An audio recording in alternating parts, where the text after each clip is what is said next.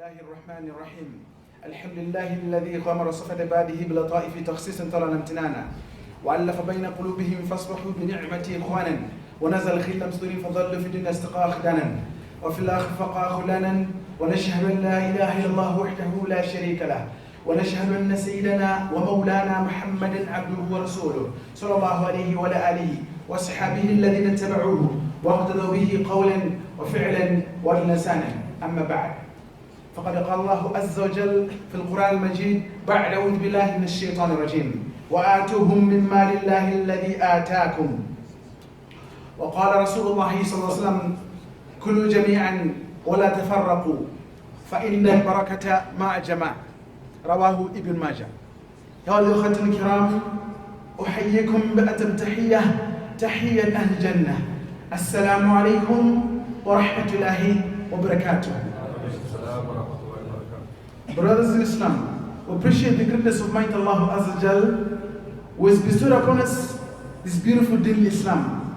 My topic today is called money. Brothers in Islam, according to the advanced Oxford Dictionary, money means coins and papers which people use to purchase goods. Allah subhanahu wa ta'ala says in the Holy Quran, بعد أعوذ بالله من الشيطان الرجيم وآتوهم من مال الله الذي آتاكم, that give them for them something from the wealth or the money that Allah has bestowed upon you. So brothers in Islam, let us remember that Allah has put money in our society and in us Muslims. But you must remember that money is not everything. And we must also remember that there's a saying which says in English that the extreme love of money is the root of all evil. So money indeed is a test. Allah subhanahu wa ta'ala says in the Holy Quran, بعد أعوذ بالله من الشيطان الرجيم لا تبلون في أموالكم وأنفسكم ولا تسمعن من الذين أوتوا الكتاب من قبلكم ومن الذين أشركوا أذى كثيرا وإن تصبروا وتتقوا فإن ذلك من أزم الأمور. صدق الله العظيم. Allah subhanahu wa ta'ala saying, لا تبلون في أموالكم, that money or wealth is indeed a test. ولا تسمعون من الذين أوتوا الكتاب, and you must listen to the words that were given to the people of the past. They were given the book, but some of them didn't comprehend it. They didn't listen to it. So we must always remember that if you persevere and you believe in the monotheism of Islam, Allah subhanahu wa ta'ala is always going to be with you. So the main point of this ayah is that لا تبلون في أموالكم, is that money is indeed a test. So many times you'll find in our society, in order for a human being to balance, what does it do? People go to extremes, so they even want to sell drugs. Some even sell cocaine, mandras, just to make money.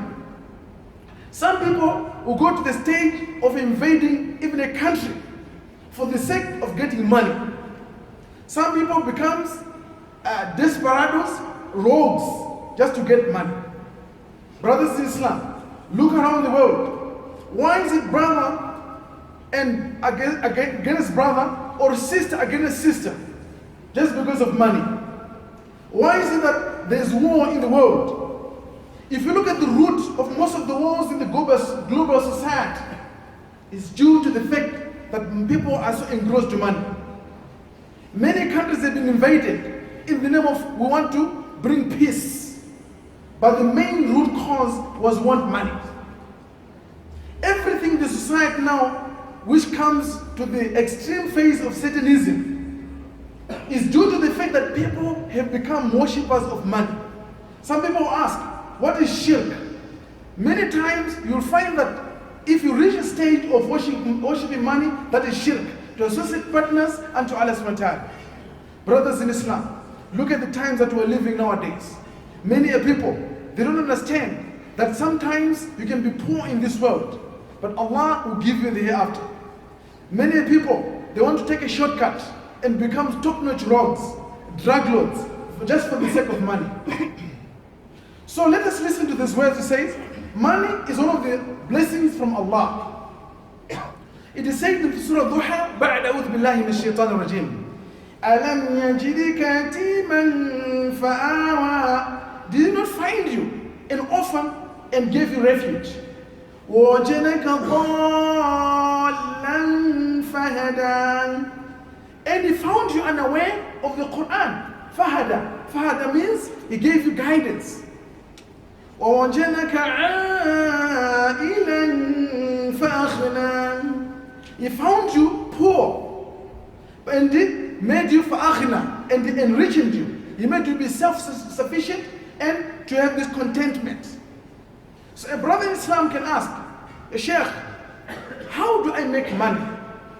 So the following are the ingredients of how to make money.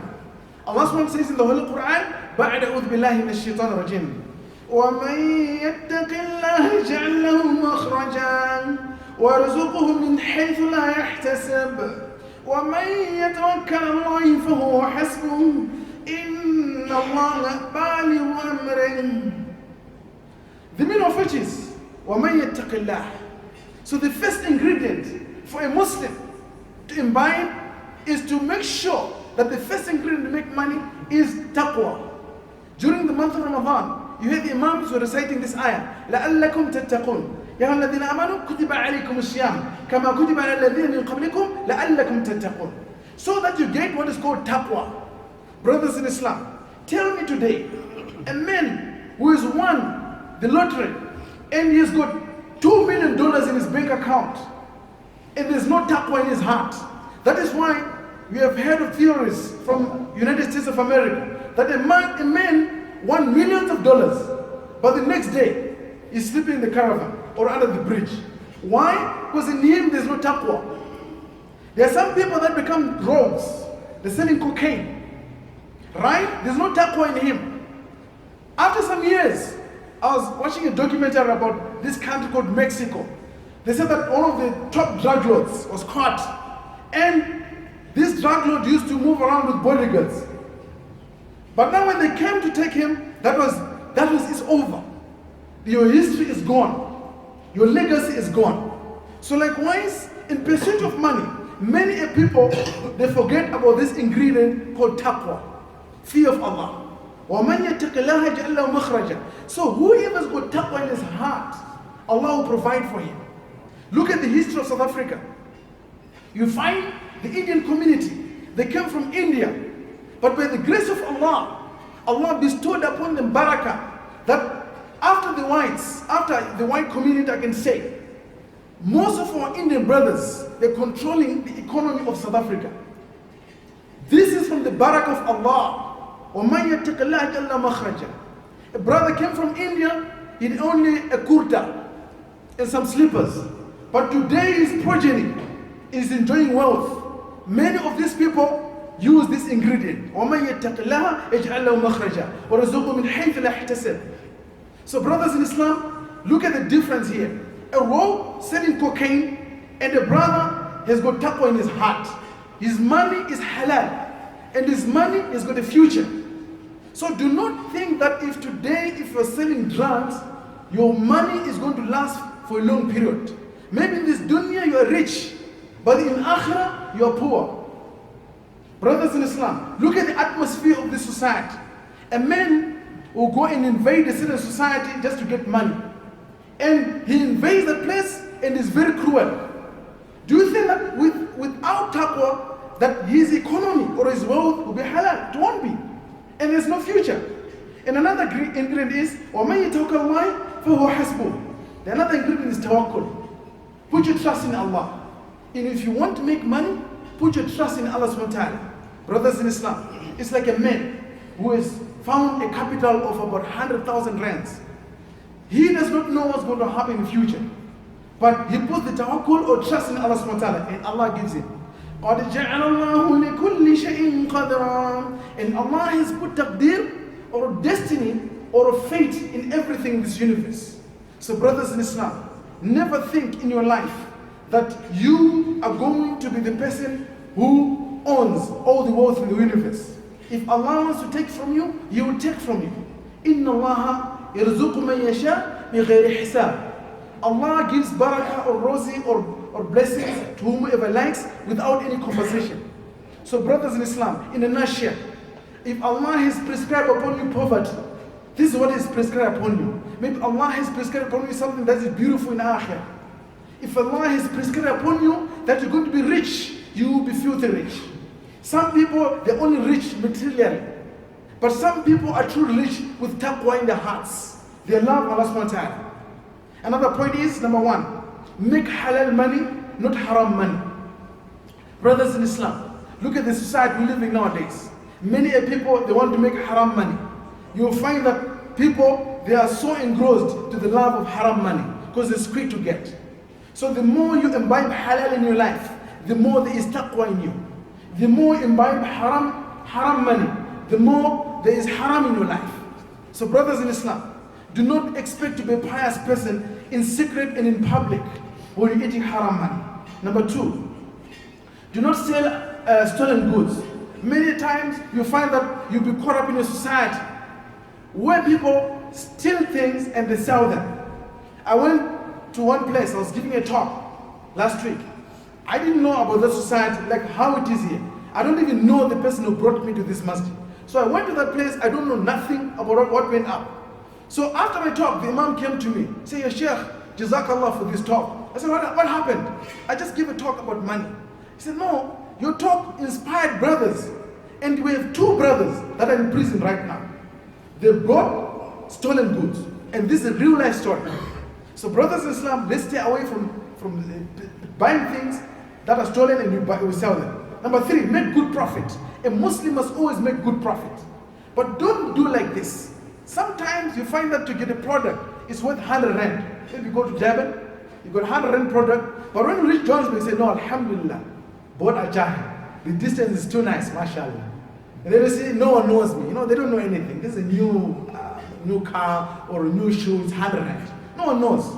This car is expensive, I know, but I'll make my price. So from 100 rand, you're going to charge for one pair of shoe, 2,000 rands because of the distance. So don't make that high profit. Learn to be moderate in how you make a profit, but still as a Muslim, make a profit. Number four, work honestly. If someone has given you 1,000,000 rand today and says after 3 months or 6 months, please make sure you return my money, make sure you return it back. And be trustworthy. As a Muslim, if you want to make good money, make sure that you're trustworthy. Don't be dishonest. Number six, find the right stock. Many times you find when you go to a society, they'll say, "No, the Muslims, if you go to Muslims, they don't sell things that are original." They use the word Fong Kong. This is a strict word. So the right word for us is original. Even Nabi Muhammad sallallahu alaihi wasallam used to love things that are original. So make sure as a Muslim sell something that's original. Because fake does not go with Islam. Sometimes you sell something that is fake, it's not going to last for a long time. Like for example, you got a cell phone. You're selling a cell phone. Then you say, "This cell phone, alhamdulillah, this cell phone is halal." But it's fake. Now the person goes to his village or town, says, "No, I bought this from the Muslims." Now you're destroying the D-bomb. The D-bomb is Dawah. That person is going to say the Muslims are selling fake things. So as Muslims, let us make sure we sell things that are original. And number 6, find the right stock. And 7, do not cheat. Don't cheat anybody you're doing business with. And number 8, do not expect results very soon. They say Rome was not built in one day. So as a Muslim, learn to have what is called sabr. Learn to have what is called patience. Do not expect to say if you start a business today, tomorrow you're rich. No. Sometimes you don't have in this dunya, Allah is going to give you the akhirah. And stop what is called procrastination. Don't be lazy. As a Muslim, if you know that tahajjud time, I have to wake up and go and buy stock after my tahajjud salah, go and do it. Don't procrastinate. Don't sit down. Work hard for a family and never give up. And also, do not sell haram products to non-Muslims. Sometimes I will go to places and I want some food to eat. I go to a brother, "Ya akhi, in your fridge, I want to buy something to eat." The brother says, "No, ya Sheikh, this is haram." So what should I do? Should I take that one? I say, "No, this is haram, ya Sheikh." What about that? That is haram, ya Sheikh. Then why are you selling? "No, Sheikh, I'm in a remote place. No one can see me." But brother, Allah is watching you. Do you know that brothers in Islam, they've researched now, they found that some of the meat products, the meat is inorganic. When it's inorganic, it's unhealthy for human beings. So we Muslims must be organic conscious about other humanity. That what are they eating? Let's wish for them good, and that is part of da'wah. And remember, Allah gives. Some people will say, no, I can't make money because I don't trust everything. Have you trust in Allah? Inna Allah yarzuqu man yasha bighayri hisab. Allah gives you barakah from sources that you don't know without any payment. Some brothers did not pay back. So you're making dua, Ya Allah, bless me with wealth. But Allah does not need you to pay back. It's free of charge. And beware of eating interest money. Allah subhanahu wa ta'ala says in the Holy Quran, بَعْدَ أَعُوذُ بِاللَّهِ مِنَ الشَّيْطَانِ الرَّجِيمِ يَا أَيُّهَا الَّذِينَ آمَنُوا لَا تَأْكُلُوا الرِّبَا أَضْعَافًا مُضَاعَفًا وَاتَّقُوا اللَّهَ لَعَلَّكُمْ تُفْلِحُونَ. The meaning of which is, all you believe in the monotheism of Islam, لَا تَأْكُلُوا الرِّبَا, don't eat riba or don't eat interest money. Brothers in Islam, the theory goes like this. A teacher in South Africa gets paid 30,000 per month. And then the teacher also, this is a real life story. A teacher told me all this. So the teacher goes to pay for a car, maybe 7,000 rand per month. After paying for his car, he's got a house. That car has got interest, now he's going for a house now. He buys a house, and this house must pay 10 grand per month. So at the end of the day, he's got 10,000 left almost. From that 10,000, he's got 3 kids going to university. I'm not talking about the fees must fall now. I'm talking about he's got 3 kids going to university. He has to pay the school fees for those kids. And the teacher, as a teacher, wants to be seen by his friends. What does he do? He goes for the credit card, where you can buy with that card. And also there's charges. And you know, teachers, they don't like those old phones. There's no video, there's no internet, there's no Wi-Fi. Teachers want to look, top notch. So the teacher goes and buys iPhone. iPhone is not 100 rand or 50 rand or 10 rand. It's more than that. So what do you think what will happen to the teacher? The teacher at the end of the day, he's poor. So the teacher told me that, don't look at me, I've got a nice car. I am poor. I said, how? So when he explained, I understood that this is what is going on. And how many teachers we got in South Africa? You will find that almost 95% of people, they go stressed because of debt. And that debt includes what? Money in it. Includes interest in it. So at the end of the day, what happens to South Africa? This is why we see sometimes in June, people are doing this, toy-toying, what they call toy-toying. In Zulu or Kokstad, I don't know what it is. So, but they'll be protecting to say, no, we're not happy about what's going on. So at the end of the day, the country at large is in turmoil. It's like a bomb which is about to explode. So as Muslim, la ta'kulu riba. Allah subhanahu wa ta'ala uses the word tuflihun. If you want success in your life, do not eat interest money. And brothers in Islam, always eat what is called holy money. Every Muslim must eat holy money. Any money that is not yours, if you see money under the bed and it belongs to someone, don't take it, even if it's 1 rand. Sometimes what happens, a person comes to your shop, and then there's 1 rand short. And then you don't give this person. When they go home, the kids calculate, say, no, the granny came from the shops, and there was 1 rand short. Where did you buy? The granny said, no, I bought from the Muslims. Now you know Muslims, how they are. Muslims, Bin Laden, terrorism. All automatic were terrorists, without even saying 1 word. I went to the airport, someone was looking at me like this. Are you Boko Haram? I said, no, I'm not Boko Haram. I don't even know nothing about them.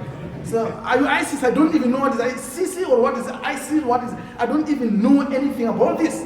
I'm a human being just like you. I said, oh, you're a human being. So, you left me. But why is this stereotype going on? The stereotype comes from some of our people that are not eating the right money. So as Muslims, if someone wants his 1 rand, give that 1 rand. Allah is going to give you. And one of my friends, alhamdulillah, is in Poshefsen. He owns a lot of big shops. But I'm not rich like him. I'm just someone. This brother closed his door. And I said, you see, there's a lot of white people here. They got a lot of money. Why can't you make a plan? He said, no, Sheikh. I got one rule in my life. Let's go and give you a talk. When I come back, inshallah, Allah will give me. And alhamdulillah, brothers in Islam, that brother is doing well in Poshefsen. Wallahi wa Rabbul Kaaba. Every time I go to his shop, Allah is increasing him day by day. And you can't even tell. Why? Because he loves Allah. And do not waste money. Allah SWT says in the Quran, وآت ذا القربى حقه والمسكين ابن السبيل ولا تبذر تبذيرا إن المبذرين كانوا إخوان الشياطين وكان الشيطان ربه كفورا. The meaning of which is وآت ذا القربى, that give those who are qurba or near you what they حقه, their rightful wealth or money, والمسكين and the people that are poor, وابن السبيل and the wayfarer. وَلَا تُبَذِّرْ تَبْذِيرًا. Do not be like those people that are wasteful. In the society we live in, we see people that are chain smokers. But I'm not hating my brothers who smoke. It happens, part of life. Now look at the brother. The brother was going to matric, maybe sent in high school. 17 years old, he's smoking cigarette. He's a chain smoker. This brother pushes up to the age of 50. How many years? The brother is about 33 years, he's been smoking. And then he pushes again another 10 years, 60 years old, he's still smoking, chain smoker. So 33 years plus 10, that 43 years he's smoking cigarettes. Now we count how much is a cigarette worth. But the cigarette is worth 2 rand. Wallahi, brothers Islam, 1 million can come out from there. 1 million rand can come out. How many institutes, how many people can be helped by the 1 million rand? But the brother spent his life chain smoking, smoking his throat away. Smoking his throat and his tongue away, throwing it away. He spent 43 years smoking and wasting his money and cutting off his throat. So tell me now, brothers in Islam, that type of wastage in life is happening every day. But my brothers who smoke, inshallah, let's make dua for them. We're all humanity, so that they stop smoking, inshallah. And do not be extravagant. In society we live in, when we get money, like myself, alhamdulillah, if someone says, yeah, Sheikh, I'm putting 1 million for you tomorrow in your bank account. I throw all my friends, all my best friends, no, alhamdulillah, I'm in another world. When I walk around, I don't even talk nice. Alhamdulillah. What a chahe, life is good. I don't want to talk to nobody because I'm a millionaire. Brother, this is not right. I've got one of my friends, this is a real life story. This brother, I don't mean wear kurta. He does not wear topi, he's only wearing kurta. But you see, I asked him, you got a lot of money, but why you act like this? Improvement. He said, no, Sheikh, my father was like this. I said, your father was wearing kurta? He said, no, he was not wearing kurta. This is what I chose, but I have to be humble. My father was humble, even if he's a good man. I said, no, but you have to show. No, I said, I will never show off, Sheikh. You are my best friend. I said, how come I'm best friend, but I'm a Sheikh? I said, no, you're my best friend. I know why. So brothers in Islam, we should be like that. Don't be too extravagant that now, when you got a lot of money, you want to build your own country somewhere, and you don't want to talk to us. You know, you got your own country and you don't need us. We are your brother. You know, even if you got a country, love us also. We love you. So brothers in Islam, let us also remember, one point is israf. When you got money, don't be wasteful. Making money is a blessing. And at the same time, let's not forget about the poor. As I speak, brothers in Islam, there are over 7,000 refugees traveling to Europe today. A 3-year-old kid died going to Europe from Turkey, the seashores of Turkey. He died, 3-year-old kid, imagine if it is your own child. In pursuit of good life, our brother, our small child died on the seashore. But brothers in Islam, how many people are holding money today as Muslims? I was reading an article about UAE. They say that you will find in the street a Lamborghini. I said, oh, let me read more of this article. They say that more cars are left in the street. So when I was reading, they say that the people are very wealthy. Then they go and buy it and they can't pay for the tickets. So they just leave it like that in the street. Just imagine a car in the street. We in South Africa can't leave a bicycle in the street. So brothers in Islam, some of the countries are filthy rich. They even, you see, they got land. Now they say, no, alhamdulillah, I want to look spacious. They're building houses inside the sea. I don't know how they suck out the salty water and they build a house in the sea. What about that 3-year-old child? What if he was staying there? Why can't we open up a small island for people from Syria? So what we're talking about here, brothers and Islam, let us also think about the poor people. Why are people going to Europe when we are there as Muslims? Allah SWT says in the Quran, وَلَا تَمْشِ فِي الْأَرْضِ مَرَحًا, that when you got money, do not be arrogant. Many times in society, we end up being so arrogant and we don't know how to walk. Sometimes the brothers change his style. Say, I want to walk like Obama. You know, so when you got a lot of money, remain who you are. Walk the sunnah way. But I don't mean on the sunnah way when you trip and you fall down. No. Walk the walk that is halal, that is good. Don't show off. Be sweet, be nice. Even when you see your wife, my wife, I love you so much. I said, good morning, I love you. If it's so nice, my wife, I love you, alhamdulillah. You see the Imam, you are the best man in the masjid. But sometimes, Imam, come here. It's happening, brothers in Islam. But there are some brothers, mashallah, they are very good. So to end, brothers in Islam, there are a few words that I want to talk. Money cannot buy life. Money cannot buy life. You got money. Now what you did, you're smoking cigarette, and your heart got damaged. And you go to the hospital, you see some hearts, you know, the real heart. Inside what they call where they store the hearts there in the hospital. I don't know, for experiment. Say, doctor, I want that heart. I want to put it on my own because I was smoking too much cigarettes. The doctor said, no, that's your heart. We're going to do something to it. But the point is saying that value your life. Value what you got. Because money cannot buy life. And also, money cannot buy health. Again, we go to another point that you wasted time destroying your own brain. And then again you go to the doctor, doctor, I need that brain. Can I have that brain? I want to put it on my head because my head is not right. I was smoking weed, I was taking cocaine, I was taking mandras. No, you destroyed yourself. So use your money in a good way to protect your health.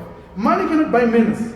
You went and Googled for manners. Google, www.google.com. Instead of Googling Nabi Muhammad Sallallahu Alaihi Wasallam network, then you went to another Google. So tell me, you want to buy other manners, you go to Islamic manners. So how are you going to buy manners? So remember to invest in the akhirah.